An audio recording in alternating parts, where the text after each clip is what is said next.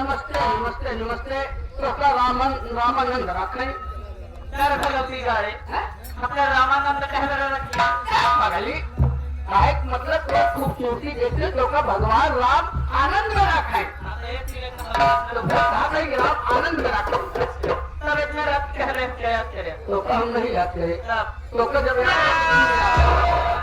इतनी रात की हमारे भैया है अपने छोटे लाल विश्वकर्मा जी जो कि अच्छे कलाकार भी यूट्यूब चैनल वाले कि हमारे कोटेला है कोटेला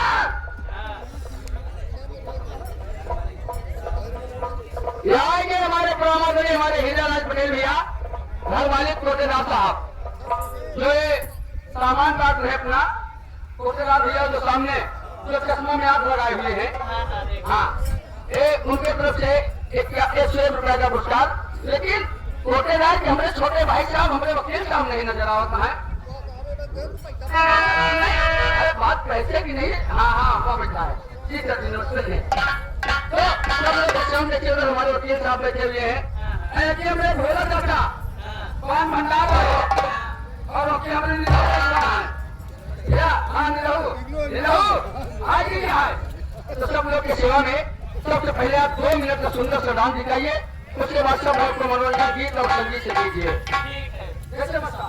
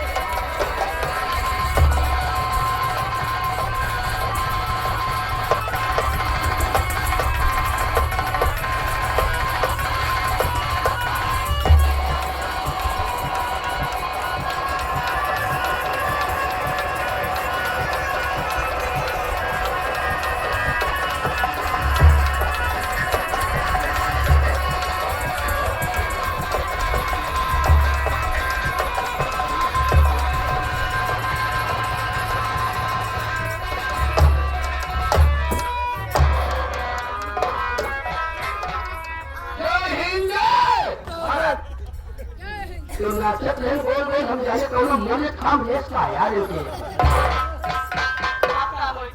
अब हो चाहे कि आप अपने मुखाग्नि से कोई सुंदर सुंदर गाना सुनाइए और उधर से आए हुए हमारे पुरामंडली हाई कोर्ट इलाहाबाद के वकील साहब ये हमारे दूल्हे साहब जिनकी बारात कर जाएगी उनके चाचा श्री उनके तरफ से ₹1 भेजे हुए किस लिए कि गाना उनका होना चाहिए दिन लेके जा रही हो, कैसे जिएंगे हम?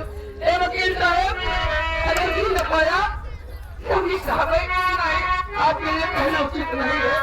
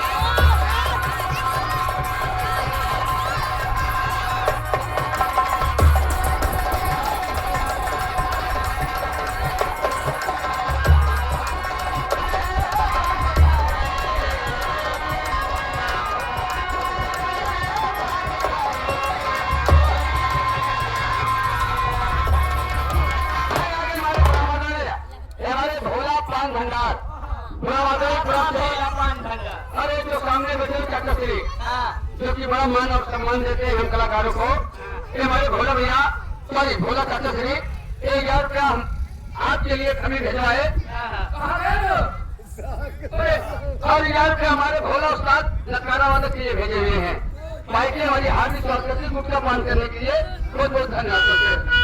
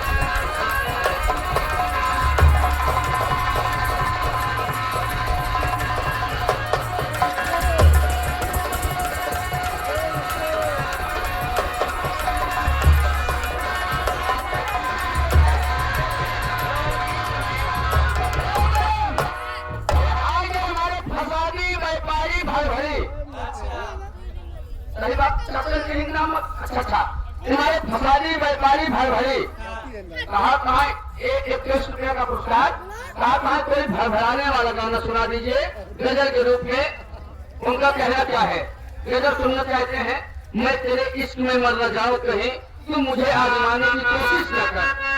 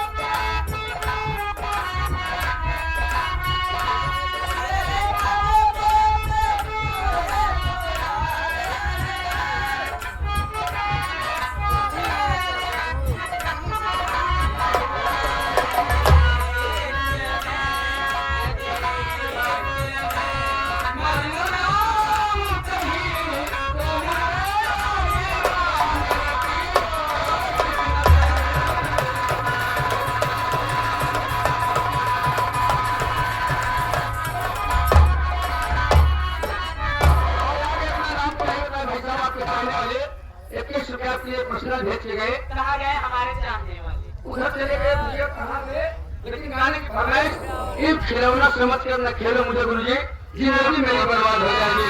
और हमारे गुलफान भैया की तरफ से 21 रुपए का पुरस्कार, लेकिन उनका कहना क्या है, मात्र 27 के गोली का रंबा। ठीक है क्या? इसके बाद हो जाएगी गुलफान भैया।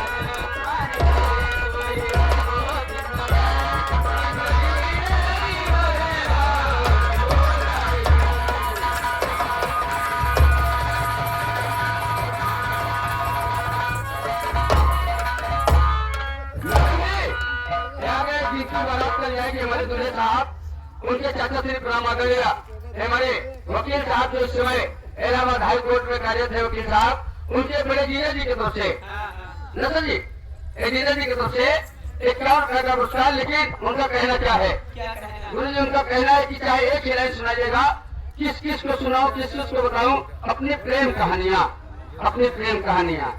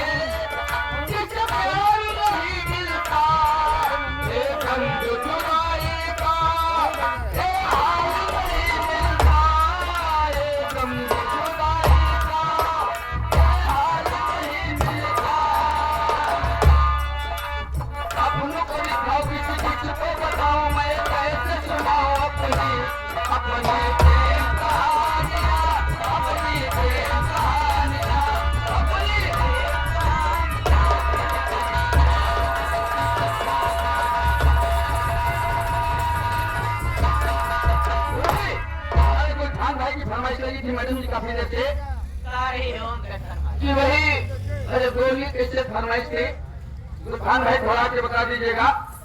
मतलब वही गोली वाला, लेकिन उसके पहले ये आगे जा। की गोरिया या जुआई से, हाँ कैसे होगी वैसे? की गोरिया या जुआई से, आपन भतार का ना हो, आगुन सब बेकार।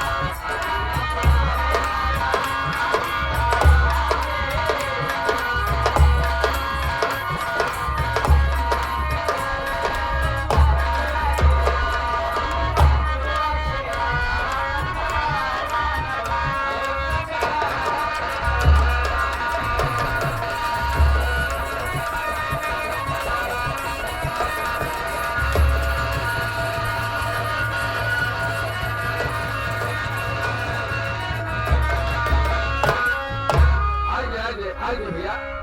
मैडम जी, आपका समय समाप्त, लेकिन जाते जाते हमारे वकील साहब की सेवा में और हमारे घर मालिक तमाम बंधुओं की सेवा में देखा।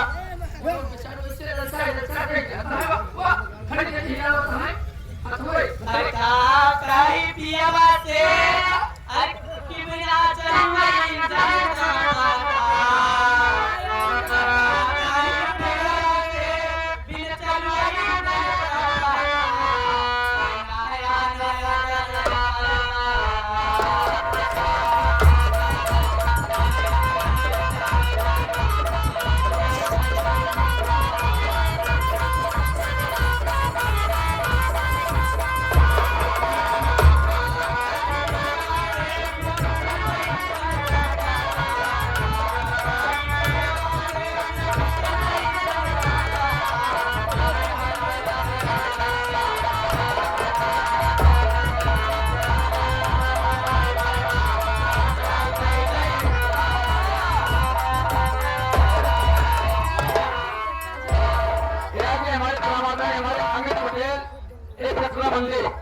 उनके तरफ से 21 रुपया पुरस्कार गाने की फरमाइश राजा है थोड़ा कैसे मनाई कहा था वही समर्थी बोलावा जो उनको कम मनावा था। अरे वीरेंद्र रमैया। क्या होते हैं यार?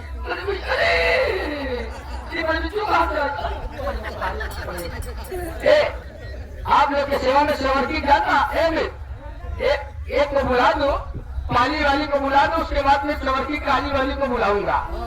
हाँ अच्छा, आप लोग के सेवा में एक बार समर्थी बुला के थोड़ी देर के समझ जाते तो आप लोग के सेवा में हमारे काजल राघवानी जी आ रही है। कैसे आ रही है? हमारे मास्टर साहब के भैया मिस्टर मजीद और